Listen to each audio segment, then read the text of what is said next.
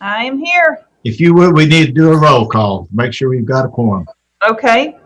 Chairman Carriger, Here. Commissioner Tester, Commissioner Huffine, Here. Commissioner Light, Commissioner Jones. Here. Have 3 present, 2 absent. We have a quorum then. The first thing we need to do is we need a determination that this meeting was necessary to carry out the essential functions of the governing body. This meeting was held with commissioners participating electronically pursuant to the Open Meetings Act in accordance with the governor's executive orders number 16, 34, 51, 60, and 65 regarding limiting gatherings to prevent further spread of the COVID-19 and allowing public meetings to be conducted by electronic means. Members of the public were given live access to the Washington County YouTube channel and streamed to the county's website. All votes were conducted by roll call votes. With that said, we need a motion to affirm that. So moved. Second. And second, thank you. Again, we'll need a roll call vote, Sherry. Okay. Chairman Carriger, Yes. Commissioner Jones, Yes. Commissioner Huffine. Yes. 3 yes, 2 absent. Thank you, ma'am. Next, we're going to need the approval of our December the 2nd minutes. We'll need a motion for that in a second. So moved. Thank you. Is there a second? Second. Thank you. All those in favor, well, we got to do a roll call vote again. I'm sorry. So, Sherry, if you would. Chairman Carriger, Yes. Commissioner Jones, Yes. Commissioner Huffine. Yes. 3 yes, 2 absent. Thank you, ma'am. Next, we have a presentation from Alicia Summers on a pilot request. Alicia, it's all yours. Thank you all for having me here today. Before we get started, a couple of things I wanted to mention. And thanks, Susan, for the update on Hexpol. I just want to say that my thoughts and prayers are with the company, their team members, and the first responders. That company has been here since 1973. Alicia, if I might add, there was at least one known fairly significant injury, a worker that was there in the vicinity of the explosion this morning about 2 o'clock, who's been airlifted to Wake Forest. So I think specifically we should have that individual in our prayers. Thanks. Thank you, Mayor. Thanks. Okay, so a couple of things before I do the actual presentation I thought you all might find interesting. So I wanted to mention that Congress has appropriated additional funds for COVID relief. Those funds, some of those funds will go to the SBA again, the PPP program, and the EDIL, which is the Economic Injury Disaster Loan. Many of our manufacturers tapped into both of those programs early on when those funds were first appropriated early last year. The next thing I want to mention is that the virtual learning annex, for essential workers is up and running. It opened its doors, I believe, on November 16th. It's in the former Boones Creek Elementary School. That was a partnership between the First Tennessee Development District, Washington County School System, Washington County, Johnson City, and others. I don't have their current head count. Their capacity for taking school-age children, that's grades K through 8, was about 90 students at that time. But just a note that that's up and running and came about as a result of manufacturers and other essential workers having a need for those K through 8 age children to have a place to do their virtual and remote learning. The next thing I want to mention is that we are continuing to meet with our existing industry. We have Zoom meetings with them on a regular basis. We discuss COVID-related challenges, best practices, all kinds of different topics. We've met with legislators. We've brought in speakers from the Department of Labor. And we have learning sessions on topics on how to use programs like Jobs for Tennessee to help recruit people. and how to become involved in apprenticeship. So we've got lots of things going still with our manufacturers, and we're doing all of those electronically. And the feedback I'm getting from our manufacturers is that we're going to continue doing that even after there's not a COVID-related need to meet electronically. It's just very convenient for them. We get about 20 different manufacturers on the call every time. So I think they are seeing definitely seeing some benefit from that. As a result of some of those meetings, we've sent out surveys to manufacturers, and some of the topics are based on what their responses are to surveys. But one such survey indicated that there are hundreds of jobs in manufacturing open right now in our region. These jobs range from entry level to high skilled. And of course, we all know that studies show that more than 75% of all new jobs created are created from existing businesses. And then finally, before I get started on the presentation, I want to say how proud I am of our manufacturing sector and their ability to pivot, to react quickly and recover from these COVID-related things that have gone on to affect them. But now, on with the presentation. Let me share my screen.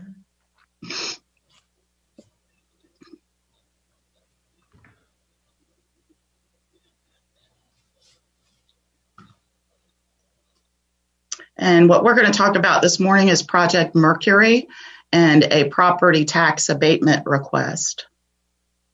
So a little bit about the company. It's an existing Washington County manufacturer.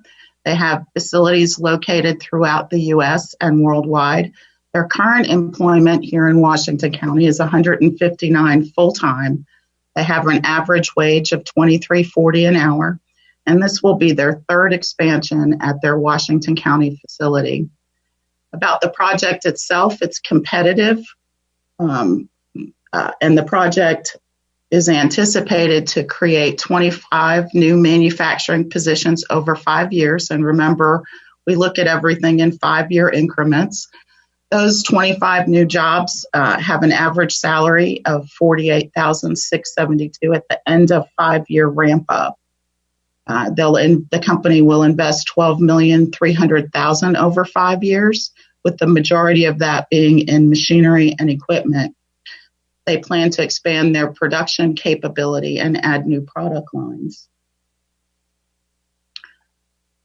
Year one, 2021, will be the year that they create all of those jobs. So all the jobs created in year one, 25, they'll invest $2.2 million. And as you can see from this schedule, each year, investments range from 1.1 to 3.3 million. And again, the majority of that investment will be made in machinery and equipment. We've talked about economic impact before on new jobs that are created in manufacturing, but just so we're all on the same page, we're going to talk about the direct effect. Those are the employees that will be hired by the company. The indirect effect, those will be jobs that are created because of construction, transportation of the equipment, utilities, purchases from local business. And then the induced effect, which is additional spending on housing, groceries, gas, and restaurants, those types of items. We've ran an economic impact analysis on this particular project with a 5-year projection. Those direct 25 jobs will create a total of 48. That includes the indirect, excuse me, and the induced jobs. Those 25 jobs will have over 5 years a $3.8 million payroll impact on our economy, and overall $6 million. We've also estimated that the sales tax revenue created will be a little over $104,000. And again, this company currently employs 159, and those employees have an average salary of $48,700 a year.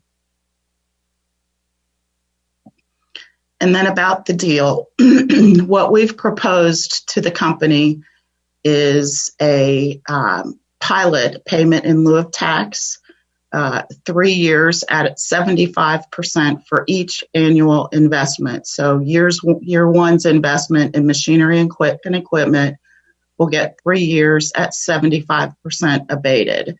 And you can see through that schedule how that will work. So that'll go out through year 5 of their investment. And the company is responsible for 100% of the costs of documenting the incentive. So basically for the legal fees involved with the documentation. And of course, we always have accountability on all of our deals. So the company will be responsible for a job creation report annually. That reporting date will be January 31st, and it'll start in 2022. It will contain the number of new jobs created, the number of jobs retained, the average wage, and it'll be certified by a company officer.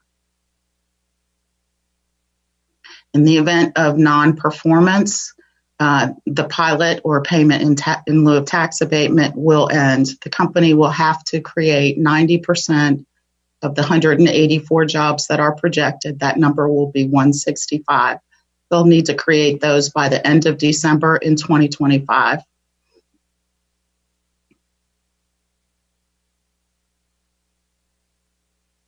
And so what's the benefit to Washington County? It's the 25 new jobs plus 159 jobs retained. That current average wage that I've mentioned twice is well above our median income and our per capita income, and that's one of our goals. The new capital investment is $12,300,000, and it will create some new personal property tax revenue. I'm happy to answer any questions you all may have about this particular project. Chairman, I have a question. Ms. Summers, can you go back a couple of screens? Do you show a place where there's a chart, I think? Keep going. That one. Oh, that's their total investment. Is there anywhere here where you show the total amount we are providing an abatement, for lack of a better way of phrasing it? There is not, but we've estimated, and those numbers can vary based on what type of equipment is brought into the tax rolls and its depreciation schedule. But we've estimated that is approximately $125,000 over 7 years is the value of the abatement. And again, also, that's just an estimate. Sure. It just depends on when it's brought in and what the depreciation schedule is. And also, can you tell me what the performance indicators would be for success? I saw the job-specific ones, job creation specific ones, but are there any indicators around capital investment or other aspects? There is not a performance requirement for the capital investment, and primarily because the benefit to the company is if they make the capital investment, since it's in machinery and equipment, that they get the tax abatement. If that investment is not made, they don't get any of that tax abatement. So instead of in year one investing $2.2 million, if they only invest $1, the tax abatement's only on that $1 million that's invested. Okay.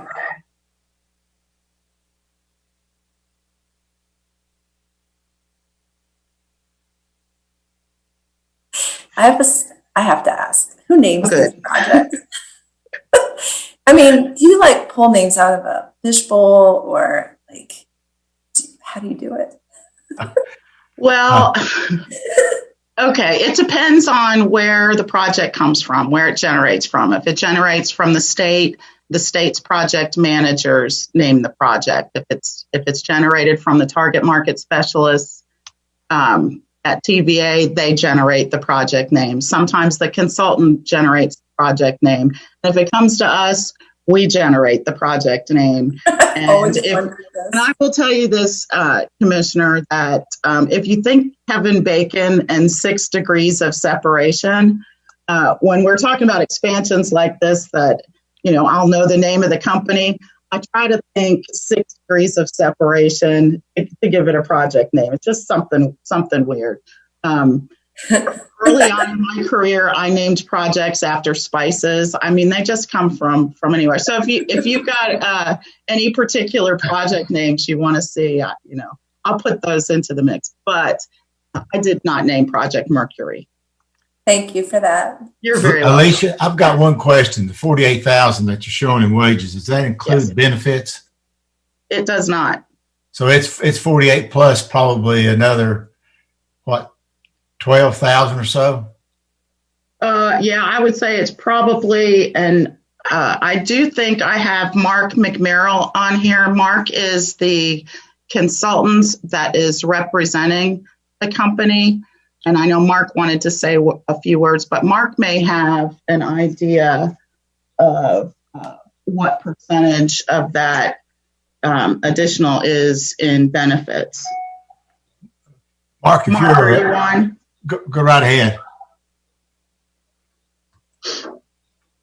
Alicia, I'm not sure he's on the line, but I would guess probably you're talking about 60,000 at least is what that job's going to be worth to Washington County. Yes, Commissioner, I can find out exactly what percentage that is for you. Yeah, if you would before this thing, take it any further. But I would guess, just knowing what little I do about paying folks with benefits, you're probably talking at least 60,000 for health insurance and retirement and everything. Do we have any other questions of Alicia on this project? All right. Do we have a motion to approve? I'll move to approve. Thank you, Commissioner Jones. Do we have a second? Second. All right. Thank you, Commissioner Huffine. We're ready to vote. And Sherry, if you would call the roll. Chairman Carriger, Yes. Commissioner Jones, Yes. Commissioner Huffine, Yes. 3 yes, 2 absent. Thank you. Alicia, we appreciate you spending your time with us this morning. Mr. Thank Chairman, you all very much. Yes. before Alicia Summers leaves, if I could just ask a quick question for point of clarification. Would it be possible for you to provide some sort of a summary of the that describes the specific obligations or the proposal that we can use as an exhibit in this resolution that'll go to the full commission? Absolutely. I'm happy to get you something that summarizes the incentive. Excellent. Thank you very much. Thank you, Mr. Chairman. You're Thank welcome. you, commissioners. Thank you. Next, we got a presentation from Mr. Roy Settle.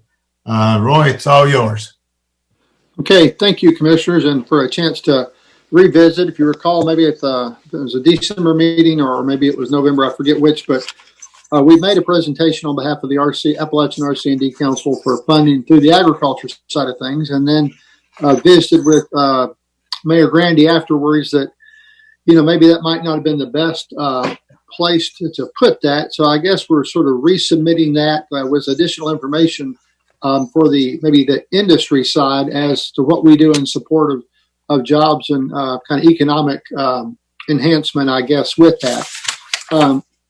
We had sent in 3 things, and I don't have the ability to share a screen. There may be Susan or one of the Susan may be able to do that for me, but there were 3 documents that were sent to all of y'all. One of those is just the county profile for Washington County Agriculture. Really, that kind of supports more of the Ag Partnerships request that was made for, Washington County Ag Statistics. So that is there just to kind of back up that request that was approved to the agriculture side last month. But there were 2 other documents that were presented, and Susan has brought one of those up, and I will work from that one. But as I got to thinking and looking as all that we do related to training and economic enhancement for agriculture, I regret that I'd asked for $2,500. I wish I'd asked for $4,000 or $5,000 because I know how much we spend on it. But anyways, I wanted to talk about a few programs that we do with that. The first one is the Field School Beginning Farmer program, and that's for people with under 10 years of farming. But since 2015, about 79 beginning farmers from Washington County have gone through this program. There's been 200 attendees throughout the region, and some of that goes into Southwest Virginia. But as you can see, probably close to 40% of that has been Washington County local people because that's where the events take place. But it serves rural, urban and rural beginning farmers.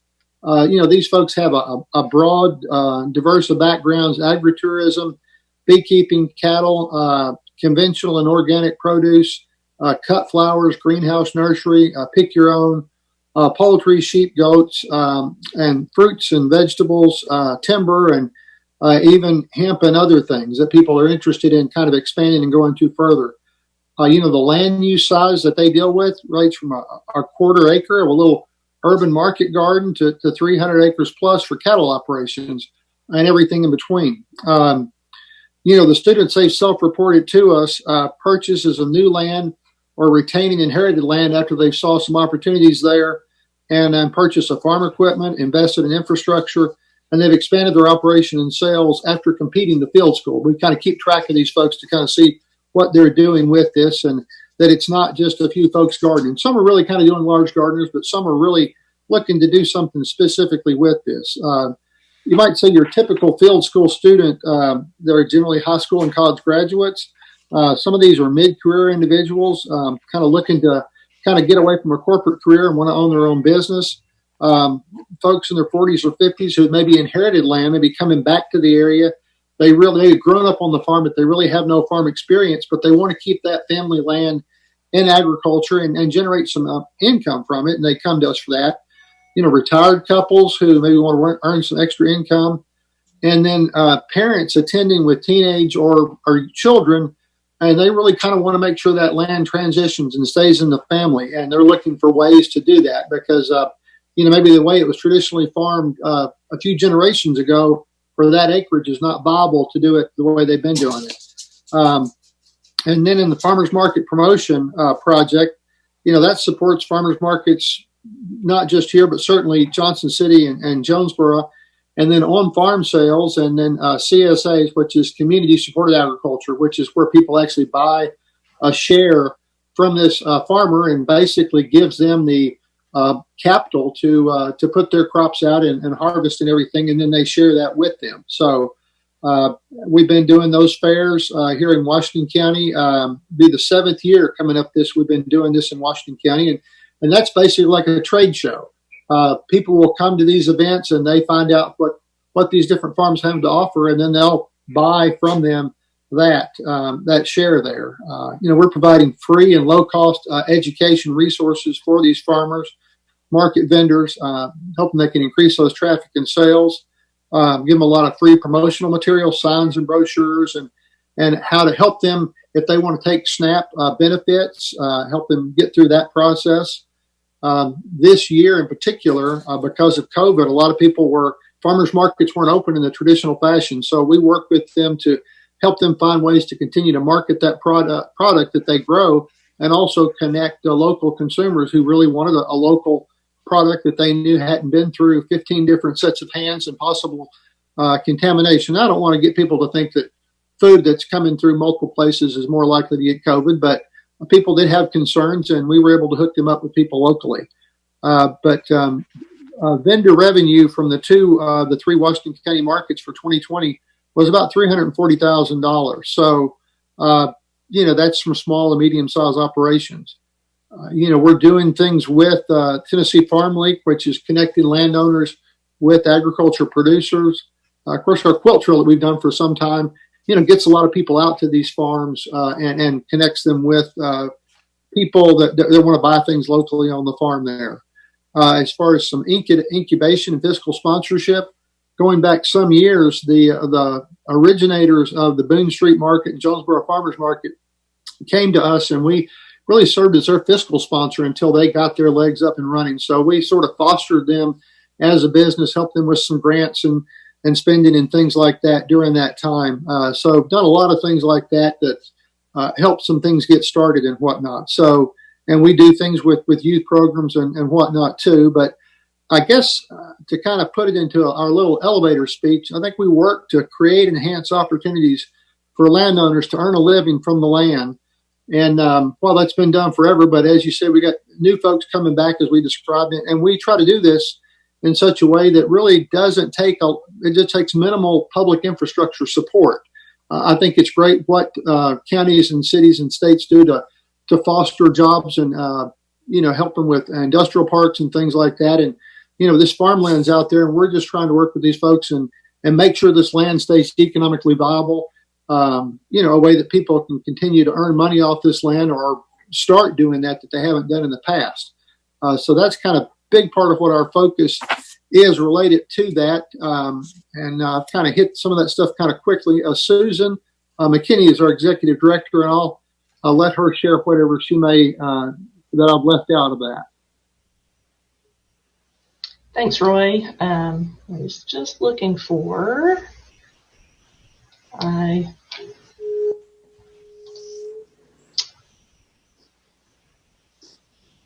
thought I had it up here, but just a couple of notes that I wanted to make regarding the 2017 Census of Agriculture County Profile for Washington County. And sorry, I don't have that up on my screen, but I thought I had it ready to go. But just a couple of notes regarding that is that we see in Tennessee that land in farms in acres across the state from 2012 to 2017 was reduced by about 5%, and the average size of farms in acres was reduced about 13%. And then also that 98% of farms in Tennessee are family farms, and those are the folks that we are trying to serve through Appalachian RC&D Council, and we see that farmland is going away, and it's extremely important to us in Northeast Tennessee and the state of Tennessee to retain this agricultural work. It's on our state seal. It's important and increasingly important to have local food and local source products. One thing I failed to mention, what I think is so important about encouraging people to buy local and then encouraging that growing of that local stuff. And again, not to take anything away from our chain grocery stores that we have in the area. But when you buy produce that's brought in from somewhere, there is that company makes some money, and there's some tax revenue from that. When you buy something local, that person has likely bought their tractor at West Hills or Johnson City Kubota or a Mead tractor or wherever. So that's staying here. They're buying most of their inputs here. They're paying local land taxes, here. So when you buy, anything that's generated local, and Alicia Summers or any economic development could tell you this, that there's much more of a dollar bounce when you spend that dollar on something that has been grown or crafted or manufactured locally. So that's a big part of what we've been trying to do for years is trying to kind of keep those local dollars turning. And of course, we encourage people to export stuff out of the county, but we're trying to do things that really kind of keep those dollars here at home, and people, what they're buying supplies that they need is right here in Washington County and contributing to that tax base more than something that's grown elsewhere. All right, we've heard the presentation. Are there any questions from any of the commissioners? Mr. Chairman, if I might just Go right ahead, Mayor. Thank you. I asked Mr. Settle and Susan to come back to you with this specifically as an economic, development component as opposed to an appropriation. Simply, from my perspective at least, that ag business in Washington counties are our number one industry, and it's very important, and thought that you might want to consider it as an economic development issue rather than an appropriations issue, so that we might include it with some of our other economic development funding on an ongoing basis. And so that's really why it's back to you again. And if your committee would agree or would like to move forward with the fact that considering it economic development, then the budget group will take it into account, and we'll try to build it into the economic development portion of the budget as we go forward. Thanks. Good point, Mr. Mayor. I think we spend a lot of money on manufacturing, and retail and other businesses, and not a whole lot coming out of either the county or the city for farming. So, commissioners, what comments, questions you might have that this be an economic development funding? Chairman, I've got a couple questions, if I may. Yes, sir, Commissioner. Roy, you talk, most of the training is it field, so it's person to person? Well, it's both. There's a winter business intensive, so it's not just how to grow something up out of the ground, but also, how to make sure you can calculate and know, okay, I need to price this a certain way in order to make it viable for me, and helping them understand those things and dealing with taxation and getting through some of the different things they need to do as far as permitting to grow or sell certain things. So there's two sides of it. One is very much where out on the ground, they're talking with somebody who's a practitioner, been doing this for many years.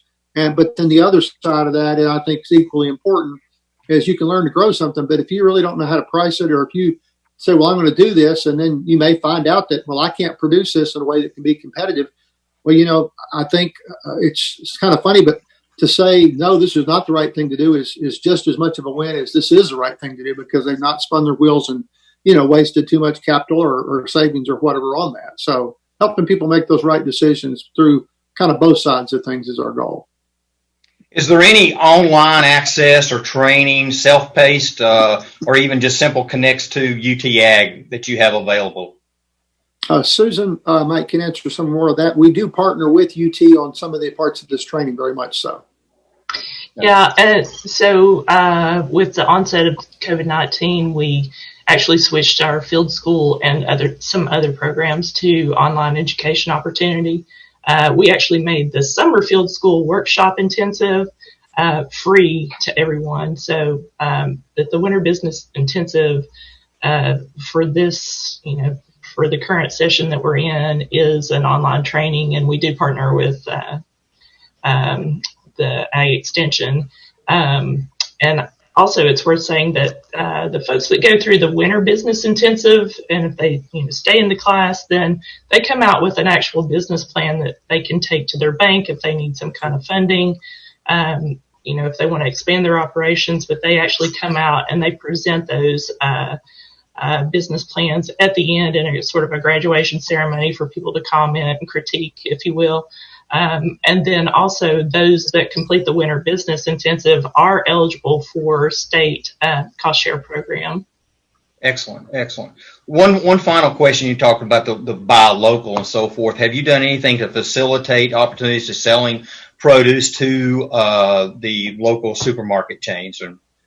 Mm-hmm. Yeah, we actually we had a project that we're seeking funding to re-up again, and it was called the pharmacy program, and it was basically a pharmacy with an F for farm, and we ran that, and it was basically for vouchers for fruits and vegetables, and it was originally at farmers markets, but we still had funding available and time left in that project to utilize those funds and get those vouchers out to folks. So we partnered with Food City on that. So Food City was able to take that, and they've been a great partner, and we hope to partner with them again in the future. Good. And that was part of my question. I have some background with them, and I know they promote buying local produce and work with some of the local producers very closely. Thank you. That's all the questions I have.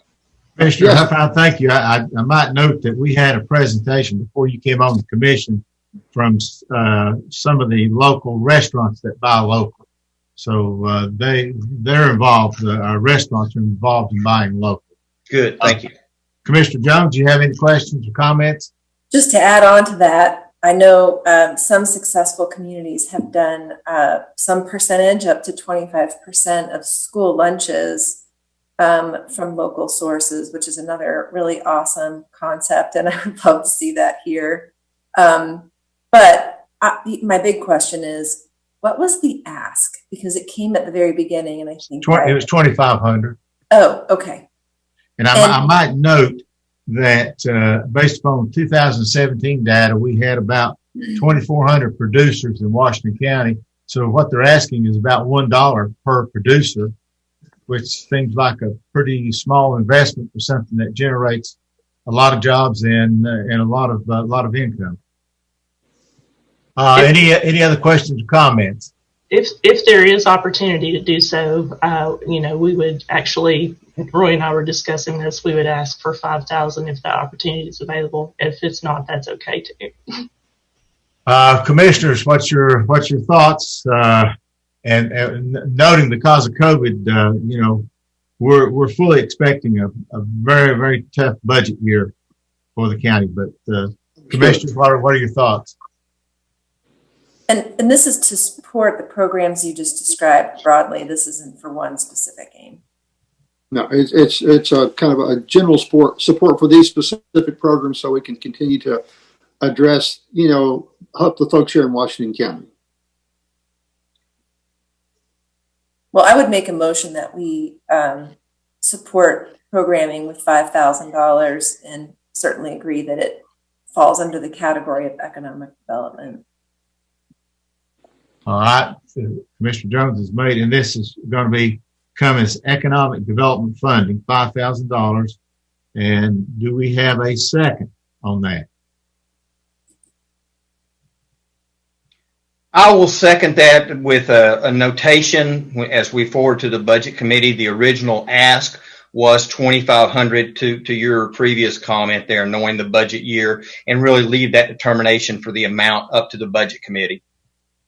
Well said. Any other thoughts or comments before we go to vote?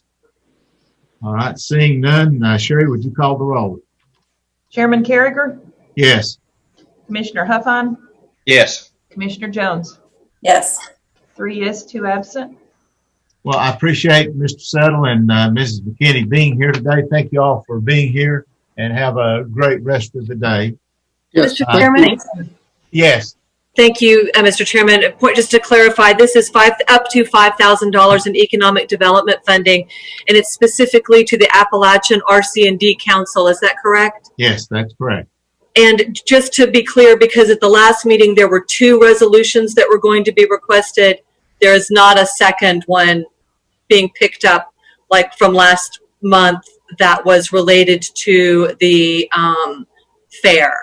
That's my understanding. I think the other request, went through. It was only this request that the budget committee had a question of. Is that right, Mayor?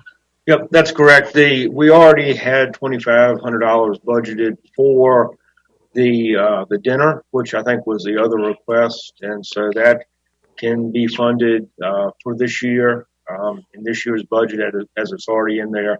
And the consideration today will go to the budget committee for FY21 budget. Thank you so much for that clarification. I appreciate it. Thank you, Ms. Is Wilkins. the FY22 budget. All right. Next, we have a social media platform presentation from Commissioner Jones.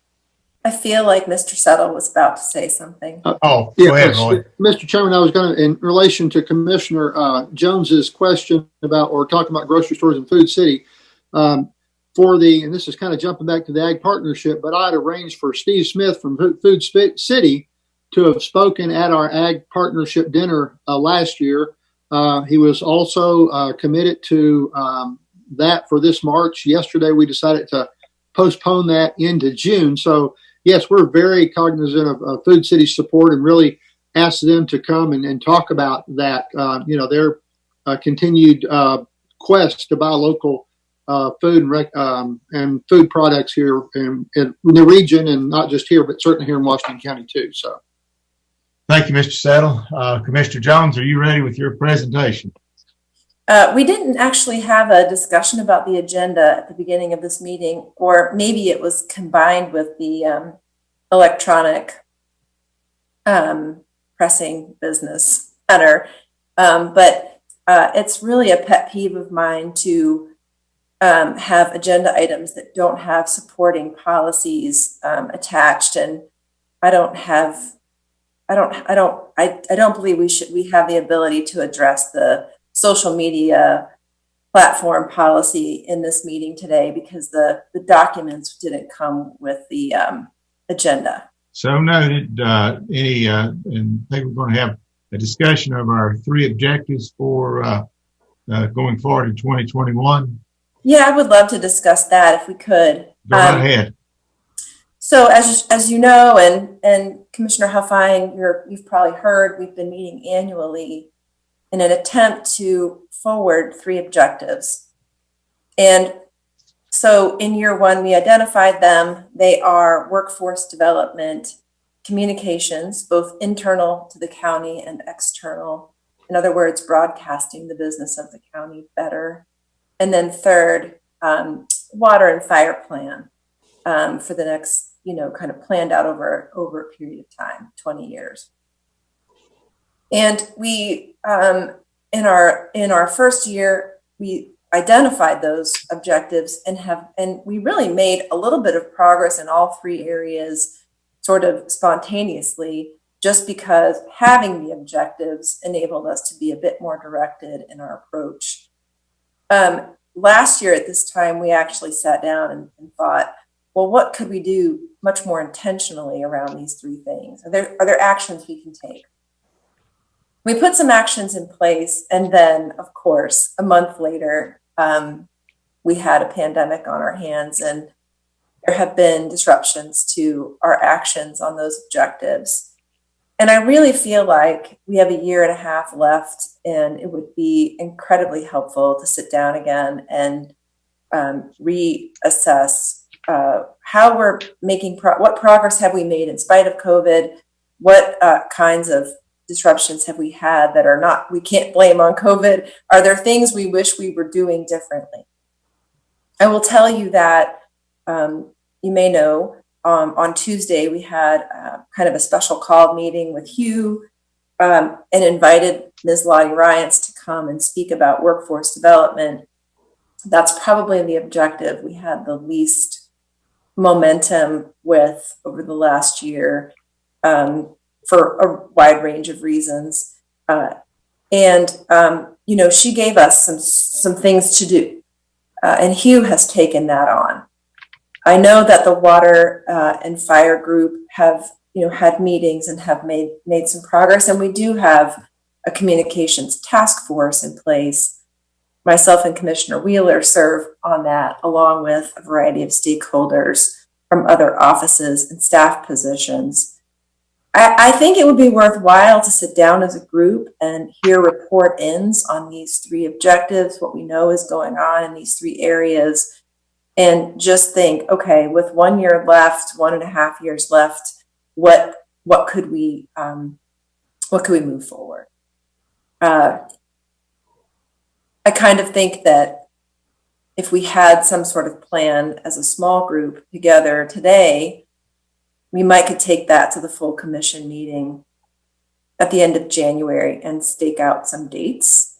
If we look to early or mid-March, perhaps we could even have an in-person meeting in a large space somewhere, hoping that the pandemic has come through its worst point. I'm just throwing ideas out right now. I don't think we need a whole day. I don't even think we need a half a day. Probably looking at breakfast in a couple hours or a lunch meeting. I'm open to suggestions and ideas. I just don't want to be the only actor on this issue, and appreciate having some colleagues give me their thoughts.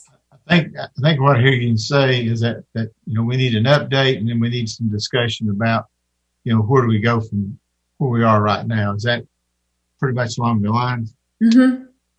Okay. Commissioner Huffine, you got any thoughts or questions? Yeah, if I may, obviously playing a little catch up here, but I agree with your thought process. Sitting in on Tuesday, I think Commissioner Davenport made the comment that in the current state we're in with Zoom conferences, it actually makes it much easier to have these meetings, and they may be more productive from a time perspective. So I think the timing is correct. I would love to see us do that.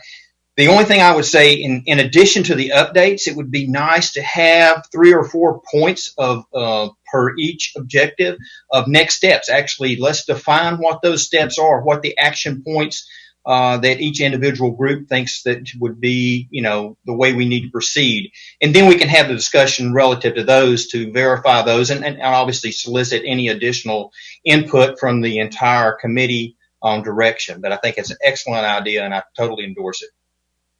No, I do too. Mayor, you got any thoughts or comments?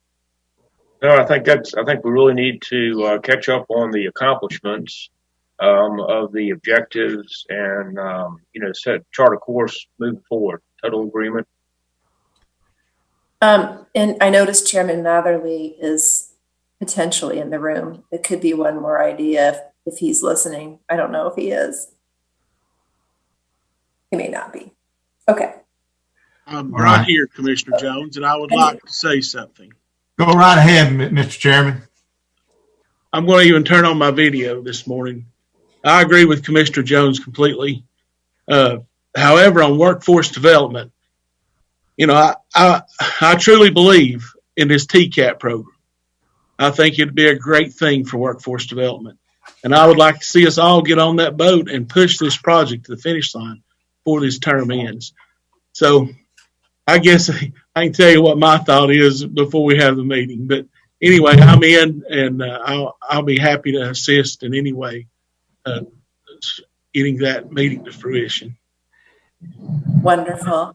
Great. And I would ask, Sherry, when you do the minutes concerning this portion, if you would please I think it's so important, but please get Commissioner Jones's input on what the minutes look like for this portion, because I think it's important that we do go above board in communicating with the rest of the commissioners on this issue. So I would appreciate that. I will do that. All right. Any other thoughts or comments on this issue? And I think it's great that we periodically revisit this, and it's been I guess it's been a year since we've had the county commission gather up and talk about these issues. Just one additional comment, as Mr. Mayor said, recap our successes, the progress that we made. I think that helped facilitate, the second objective of communication. And I think that's extremely important to communicate back to the community the actual action, the moving forward steps that we have taken. And that should help facilitate the momentum growth as we go forward. I think that's a huge, huge component of making sure that we're letting the community know what we are actually doing, that we are responding and we are making progress for them. So I think it's self-serving within itself. Commissioner Jones, do you wish to make a motion on this, or do we just let the discussion take care of itself? I think the discussion takes care of itself. I know after our first year, Ms. Wilkinson prepared a wonderful summary of specific resolutions we passed in that year that related specifically to our objectives. And that may be one way, Commissioner Huffine, for us to build, some evidence of our successes. I do hope we can do that, as well as, take a critical look at some of the areas where we could be doing more or just need a better process or better goals. I love the idea of the TCAT. And I definitely think coming to the meeting with some recommendations will be important, but also one of the things I look forward to is, really hearing the opinions of my colleagues and brainstorming. So giving ourselves enough time to get to do that. I'll come to the commission meeting with a couple of dates and proposed physical locations with the optimism that we'll be able to meet in person. And we'll just have to play that part by ear. But otherwise, thank you for hearing me out and being willing to spend a little time on this topic. Thank you for bird dogging this and staying after it. I appreciate that. Ms. Wilkinson, I have a question for you, and that is, when we pulled item number 7, do we need a roll call vote to be in conformity with Robert's rules when we pull something from the agenda? Thank you for asking. It won't hurt, for sake of good order, just to note that you have revised your agenda to the point that Commissioner Jones made. with respect to that item, you can absolutely do that. I think she made very clear, and it'll be reflected in the minutes. But I think that is a yes. Yes, sir. Yes. Yes, sir. Do we have a motion to remove item number 7 from today's agenda? So moved. Thank you, Commissioner Jones. Is there a second? Second. Thank you, Commissioner Huffine. Sherry, if you would call the roll, please. Chairman Carragher, Yes. Commissioner Jones, Yes. Commissioner Huffine, Yes. 3 yes, 2 absent. Thank you. Is there anything else anyone wishes to bring up in the committee meeting today? Just for one housekeeping point, since you raised that, Commissioner Carragher, as the chairman, you did note at the beginning that you were conducting this meeting Yes. Under the governor's order. It's number 71. I read Thank the you full so paragraph. much. And I just wanted to thank you all for that. It's really very helpful that the governor has extended that to the local governments. And from a legal side of things, I want to thank you for your looking at the rules and what I've sent to you to conduct it this way. And so thank you for following up with that. I know that one of your goals is transparency and clear communication with your constituents and the citizens generally. And so just let me thank you, commissioners and Mr. Mayor, for that. I appreciate it. I know everyone does. Well, I want to thank everybody for being here. I want to thank you for your work and your input today. Any other comments before we adjourn? All right. Without objection, we will adjourn. Hope you guys have a great day, and thank you. Bye, everybody. Well, thank you. Thank you.